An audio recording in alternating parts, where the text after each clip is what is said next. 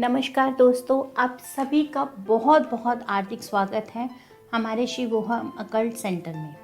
मेरा नाम मोहिनी बब्बर है। मैं एक एस्ट्रोलॉजर हूँ, वास्तु आचार्य हूँ, साथ ही साथ एक न्यूमरोलॉजिस्ट हूँ और हीलर भी हूँ। सबसे पहली बात, आज हम जिस विषय पर बात करने वाले हैं वो है माँ देवी भगवती। क्योंकि देवी भगवती के बारे में हम जानना शुरू करेंगे। आप सभी को पता है कि 17 अक्टूबर 2020 यानी कि #2020 को नवरात्रि शुरू हो रहे हैं, जो 25 अक्टूबर तक रहेंगे। तो सबसे पहले हम जानेंगे कि देवी क्या हैं, क्यों हैं और किस लिए हैं, और साथ ही साथ देवी का क्या महत्व है, देवी को हम क्यों महादेवी मानते हैं या देवी क्या है।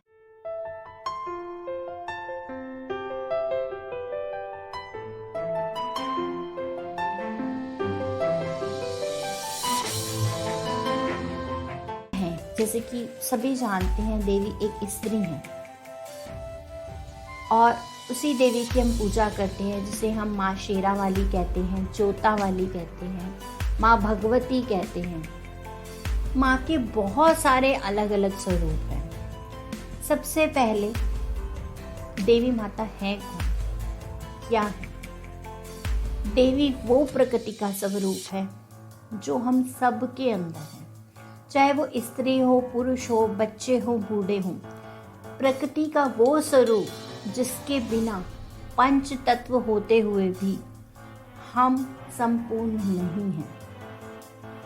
सभी को पता है कि हमारा जो शरीर होता है वो पंच महाभूत के अधीन होता है, जिसमें कि पृथ्वी, जल, वायु, अग्नि और स्पेस यानी कि आकाश तत्व। इन 5 तत्वों के साथ हमारा शरीर बनता है और ये सारे 5 तत्व हमारी प्रकृति स्वरूप है।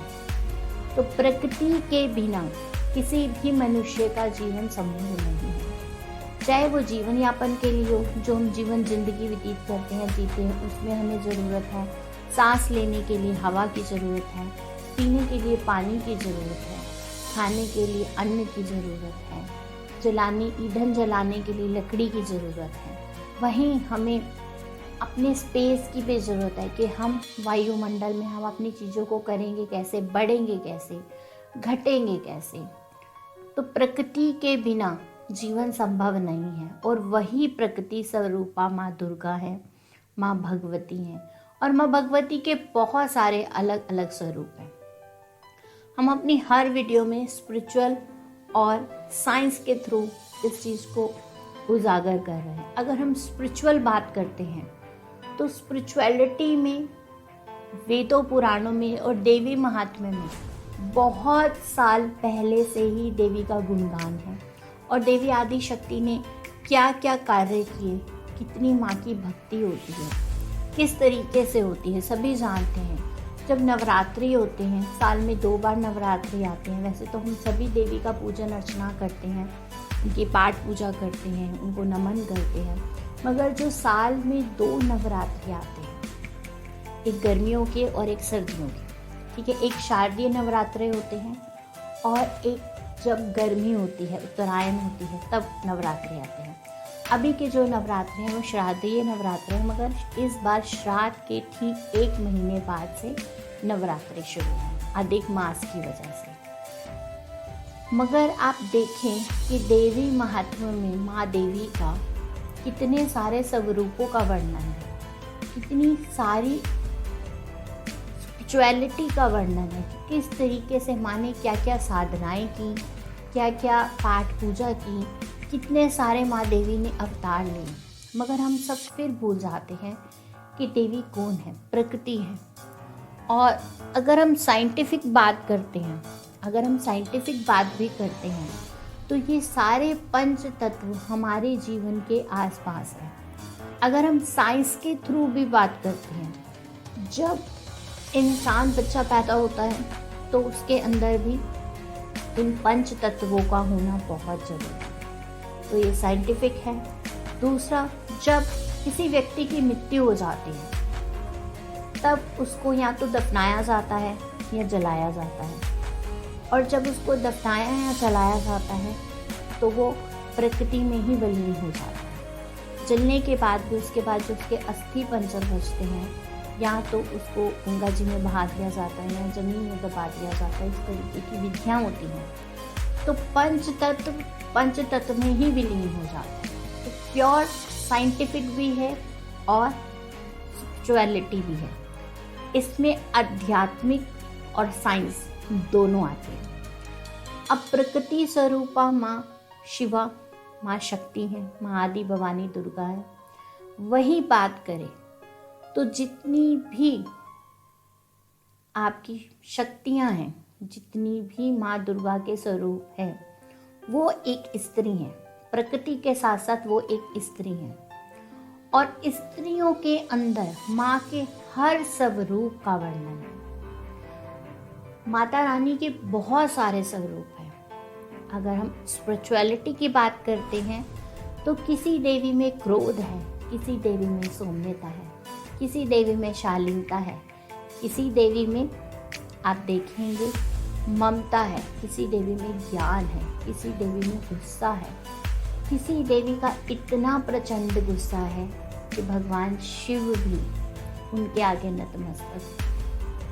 उनके चरणों के नीचे भगवान शिव को भी आना पड़ा। जब महाकाली अपने रौद्र रूप में आती हैं तो भगवान शिव को कभी बच्चा बनना पड़ा तो कभी उनके चरणों में आना पड़ा। तो कितना हाई पावर है, कितनी हाई वाइब्रेशंस है, आप इस चीज को समझिए।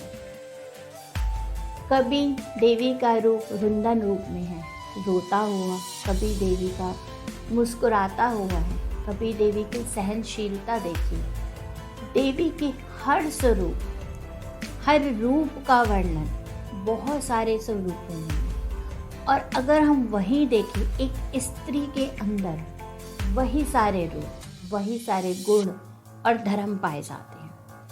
तो आप अपने घर में सबसे पहले अपनी स्त्रियों का सम्मान करना शुरू कीजिए, तो देवी स्वरूपा माँ भगवती अपने आप खुश होने शुरू हो जाती है। वहीं हम बात करते हैं, अगर आपके घर की माता है, यानी कि आपके घर में आपकी मदर हैं, आप उनकी रिस्पेक्ट नहीं करते हैं और आप वैष्णो देवी जाते हैं या किसी शक्ति पीठ पे जाते हैं, तो ये आपको वो फल नहीं मिलता, क्योंकि माँ हर जगह विराजमान है। कहते हैं ना, जब कोई बच्चा दुखी होता है तो माँ सबसे पहले इस चीज़ को फील करती है, सबसे पहले रोती है, कि माँ की नाभि से बच्चे की नाभि जुड़ी हुई है।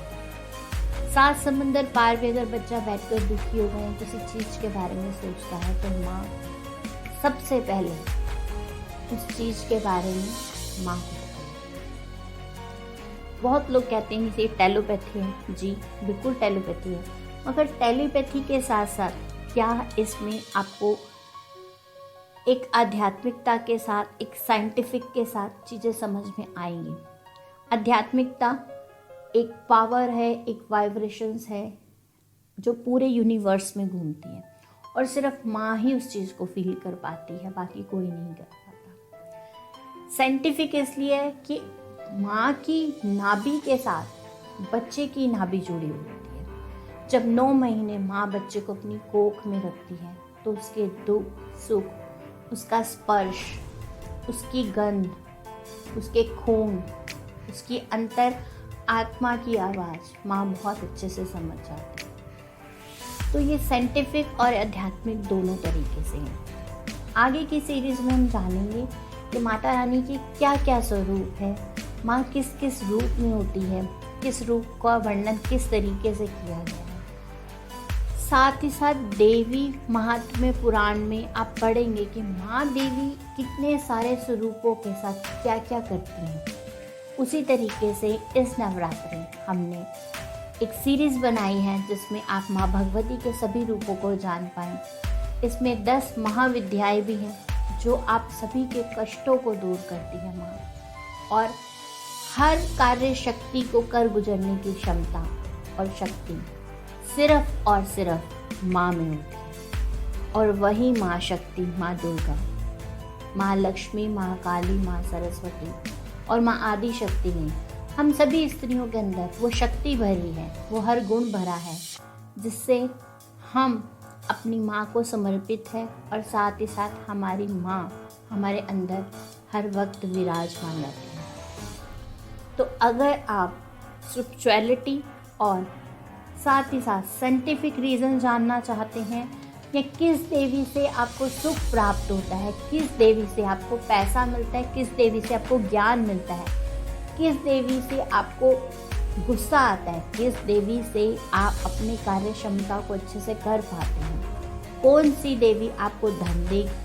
कौन सी देवी आपको शक्ति देगी, कौन सी देवी आपको भक्ति देगी, कौन सी देवी आपको सुरक्षा देगी, कौन सी देवी आपके ऊपर किए टोने टोटकों को दूर करती है, कौन सी देवी आपकी नेगेटिव एनर्जीज को ठीक करती है, कौन सी देवी आपके बच्चों को सेहत को ठीक रखती है, या कौन सी देवी आपकी शादीशुदा जिंदगी में और प्यार, शक्ति, अपनापन भरती है, कौन सी देवी आपके घर की एनर्जीज को अलाइन रखती है और कौन सी देवी आपकी संतान उत्पत्ति में सहायक होती है, कौन सी देवी ऐसी हैं जो विधवा होकर भी देवी स्वरूपा मानी जाती हैं, कौन सी देवी ऐसी हैं जो बहुत चंचल हैं और कौन सी देवी ऐसी हैं जो सब चीज़ों को अलाइन करते हुए आपके अंदर वो क्षमता, वो शक्ति, वो साहस बढ़ती हैं कि आप उन 9 देवियों के रूपों में भी हर एक देवी के अलग अलग स्वरूप होते हैं। साथ ही साथ वास्तु की दृष्टि में आपके घर में कौन सी देवी किस चीज़ को, किस दिशा को रिप्रेजेंट करती है, कौन सी देवी आपके व्यापार को रिप्रेजेंट करती है, कौन सी देवी आपको क्या दे सकती हैं और आपकी क्या चीज़ ठीक कर सकती है। देखिए, माँ का रूप, माँ का स्वरूप सिर्फ और सिर्फ माँ होता है। कौन सी देवी क्रोधित होती हैं, कौन सी देवी निश्चल प्रेम वाली हैं, कौन सी देवी आपकी सुंदरता देती हैं और कौन सी देवी आपको प्रेम, प्यार और भावनाएं देती है, कौन सी देवी आपके बच्चों को, आपको पढ़ाई लिखाई में आगे बढ़ाती है, कौन सी देवी आपको व्यापार देती है। ये सभी चीज़ों के बारे में हम अपनी नई सीरीज़ के बारे में जानेंगे, जो हमारी एक पिछली सीरीज़ भी है नवदुर्गा नवरात्रि पर। अगर आप वो देखना चाहें तो आप वो भी देख सकते हैं और साथ ही साथ आप इसको भी कंटिन्यू कर सकते हैं। आपके जीवन में कोई भी परेशानी, दिक्कत या किसी भी प्रकार से कोई भी प्रश्न आपके मन में अगर है तो आप हमें कमेंट सेक्शन बॉक्स में ज़रूर डाल के भेजिएगा। इनबॉक्स में ज़रूर डालिए कि आप क्या जानकारी चाहते हैं जिस पे हम आपके लिए नई वीडियो बनाएं। साथ ही साथ 10 महाविद्याएं कौन सी हैं, उन 10 महाविद्याओं से आपको क्या क्या मिल सकता है, सभी जानकारी इस वीडियो में आपको हमने दी है शुरुआती तौर पे। आने वाली वीडियो में आपको बहुत सारी जानकारी मिलने वाली है, तो आप इस पूरी सीरीज को ज़रूर देखिएगा। आध्यात्मिकता से आपकी साइंस की तरफ, आध्यात्मिकता, साइंस और आप में और हम में क्या जुड़ाव है, क्या प्रकृति है, किस तरीके से आप माँ देवी की आराधना करें, किस तरीके से माँ को खुश करें, किस तरीके से आप अपने जीवन में एनलाइटमेंट लेते हैं, किस तरीके से आप अपने साथ साथ अपने प्रियजनों, अपने आसपास के लोगों को और अपनी सोसाइटी को कुछ दे सकते हैं। तो आज के लिए आज्ञा चाहूँगी। आप सभी के प्यार के लिए, आप सभी के अपनेपन के लिए आप सभी का बहुत बहुत धन्यवाद। नमस्कार।